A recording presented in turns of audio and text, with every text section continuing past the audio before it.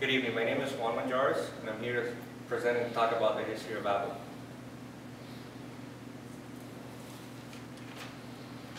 This is a small overview on what we're going to be speaking today. The founding of Apple, the ousting of Steve Jobs, the dark years when he left. Also, there was a return of Steve Jobs. The rise of iPod and iPhone, and furthermore, the future of what the company holds today. After the success of the Apple I, Steve Jobs, Steve Wozniak, and Mike Markkula obtained a $250,000 bank loan. With this, they founded Apple in 1976, April 1st. They chose the name Apple because it became before Atari, which was their main competitor. They did this by looking through the phone book. During Apple's initial public offering, December 12, 1980, they generated more capital than any other IPO since Ford in 1956.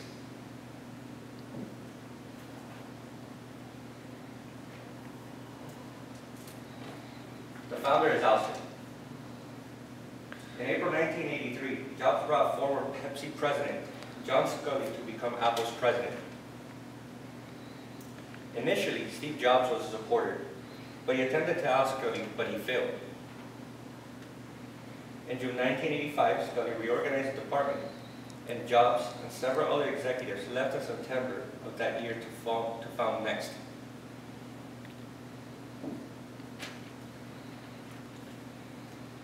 Of course, during Jobs' absence, no fewer than 3 men headed out of the company.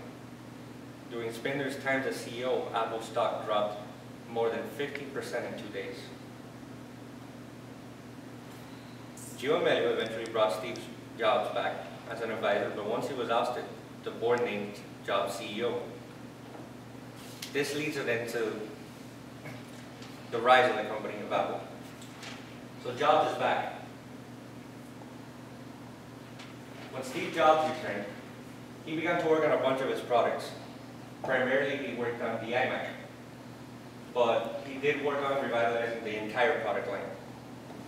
The iMac, an all-in-one computer, was released in August 1998. It was an all-in-one computer, which was pretty much a big advance back in the day. In October, they announced it, and it had been their first profitable year since 1995.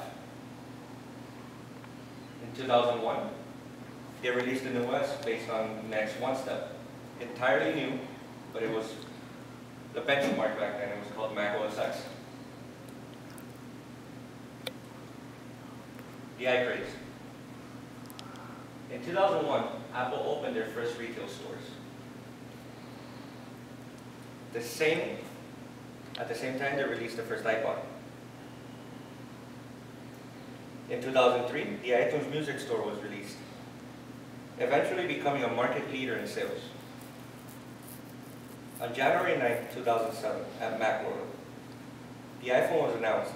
It was released in June 2007, followed by the iPhone 3G in July 2008, and iPhone 3GS in July 2009. All of this is leading the way to today's technological advances.